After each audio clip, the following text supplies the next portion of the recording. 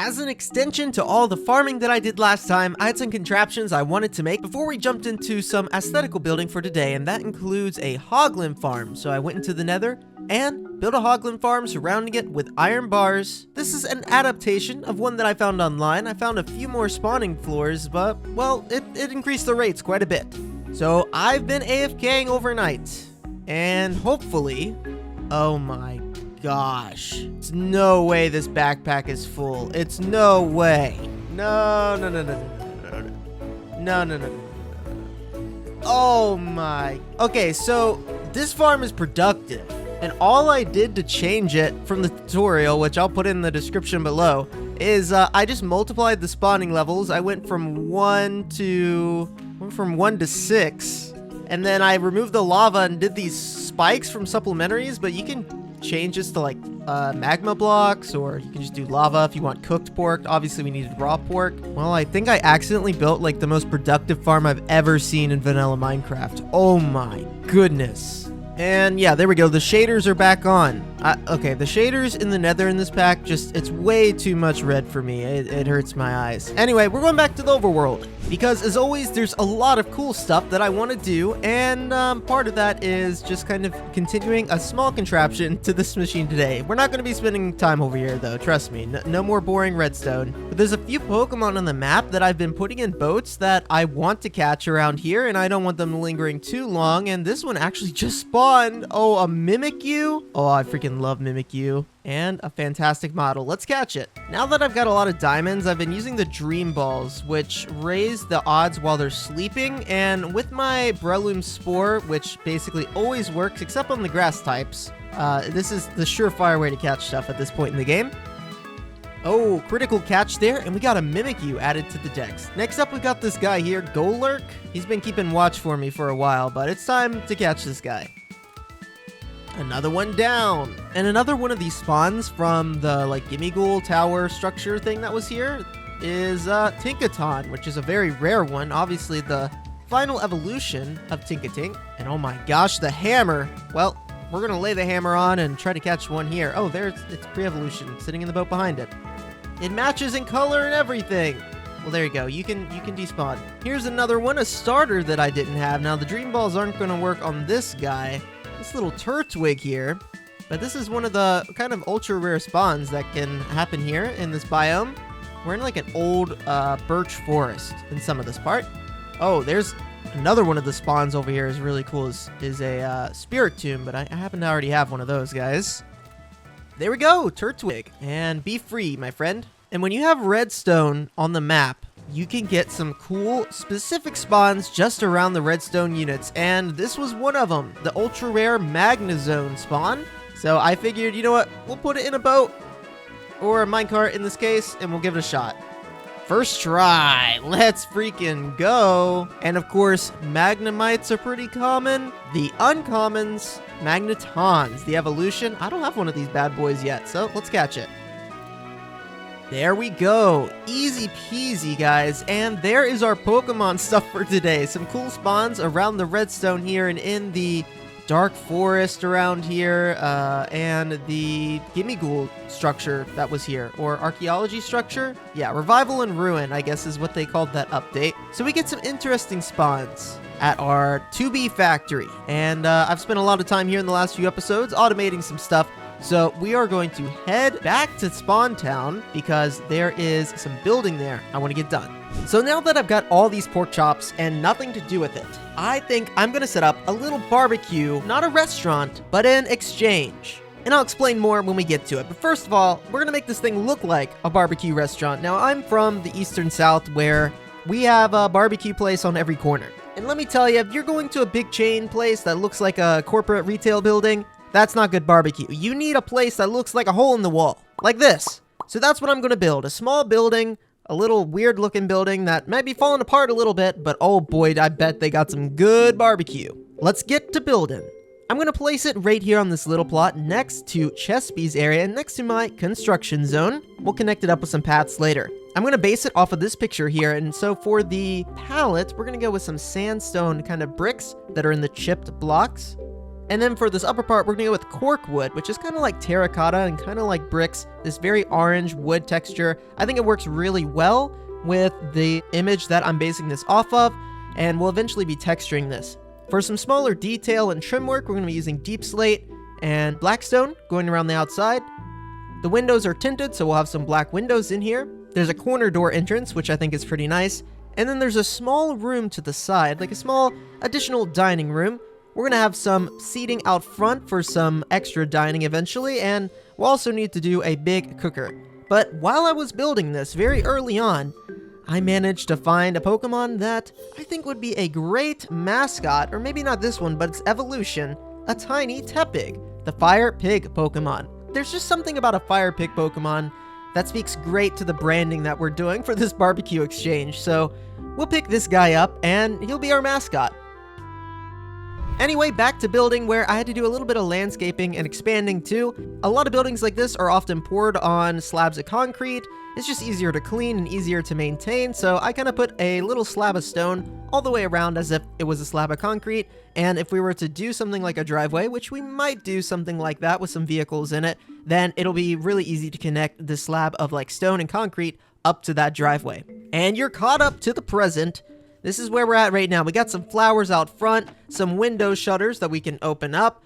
We got a little diagonal door next to what will eventually be an awning space, what will eventually be a small dining room. On the inside, we've just got some oak logs and some stripped oak logs that continue into the small side dining room here. There would obviously be somewhat of a kitchen area, but a lot of the kitchen and prep work for a barbecue place like this is often done in the side and on the back, where there is often a large grill that is running, cooking pork all day long. And I mean it. They usually start this stuff at like 4 in the morning sometimes for that lunchtime special. And here in states like North Carolina, South Carolina, Virginia, they get really, really particular about the type of woods they're using, the temperatures they're cooking it out, how long they're cooking. It gets really specific. So we can eventually put a giant grill here, big enough for a pig. And I've got a bunch of area here now that I can work with, and maybe put some trucks that have stopped by to pick up some barbecue. Obviously, that means I've got some terrace work I've got to do. As you can see, I've got to expand that this way, but oh, it's not bad at all compared to the terrace work I've been doing over the last few weeks.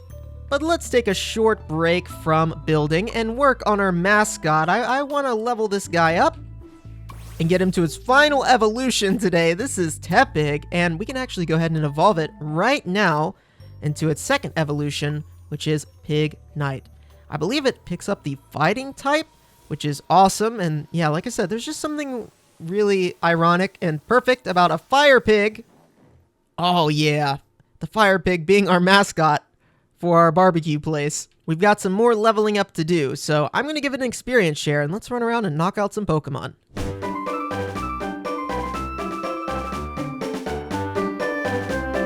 Oh, Pig Knight is ready to evolve, so let's go ahead and do it. You're gonna get a lot bigger, you're gonna get a lot more base HP, calm nature, that's good. If we have a Pokemon in our shop that is helping customers and being a mascot, we do want them to be calm in the end, right?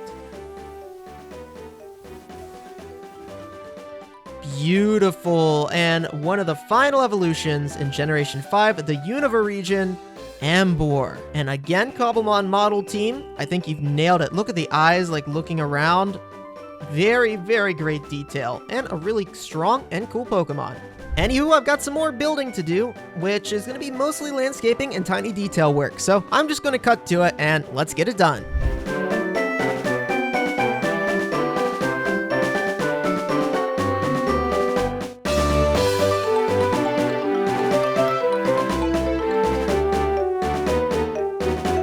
I kind of think I'm cooking here, and not literally, but kind of literally, because I've made a giant barbecue grill. Yep, and we got some logs here. Let's pretend these are hickory logs, because I think that's what people are trying to get. That those barbecue connoisseurs, I think they're really big on the hickory. So we've got some logs out front. We've got some seating. Looks great, I think. And then inside, bam, more seating, some murals on the wall. and a little bit more seating here in the side dining room with a backdoor entrance and a sliding patio out back with a few small seats. Yes, we're running out of room back here, but you know, I think this is a nice little way we can add some more buildings to the space. And just to give you an idea of how it kind of fits into this space in general, I think it fits in quite well with the other builds that we've got here in size, and the scale I think is really important. I didn't want to build something that was too big that overshadowed really the nice little detailed buildings that Chespy was doing, so I wanted something small in scale, and I think I nailed it here. Also, of course, finished this terrace part, and we've got to get some more trees in here, and I think a parking lot with a few trucks in it would go really, really far. And I also think like a few paths from the left and the right alongside with the trees would be great. So a little bit more aesthetical building to do here. And you know what? I'm enjoying it. Just listening to some music, doing some building, and I've talked my way through it a little bit more, but let's get the last little bit of building done, which is going to be parking lot, trees, and paths. The final detail work that'll bring everything together.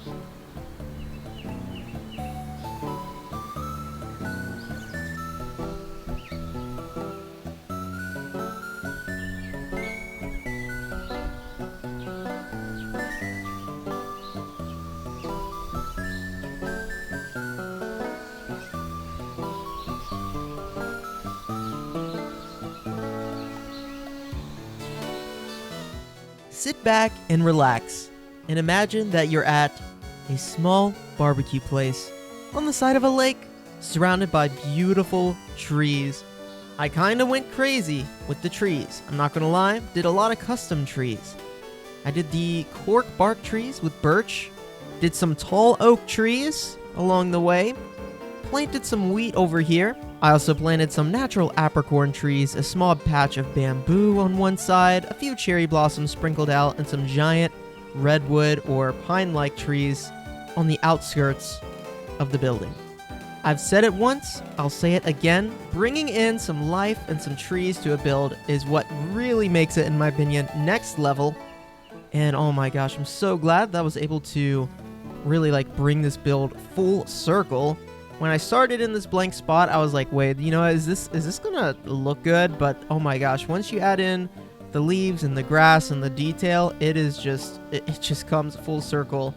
And yeah, I just love how this place turns out. I'd love to know what you guys think, or if you'd like to know more like tutorial stuff on how I do some of my tree building and landscaping, let me know in the comments section below. But there you go, there's a good look at this place. And on the outside, we've got welcome to Embor's Barbecue Exchange. You see the big barbecue sign on the top of the building, and yes, this is Embor's Barbecue Exchange. Feel free to take as much pork and leather as you need. All that I ask is that you leave some building blocks in exchange. Top wanted items are granite, tough, stone, tumblestones, wood, leaves, grass, the items, not the blocks, and bones. Yeah, those are all items I use like all the time, as you can imagine. And then here on the inside, I've got chests and chests full of leather and pork. I've got some chests over here for people to drop off items if they'd like to. It's completely optional.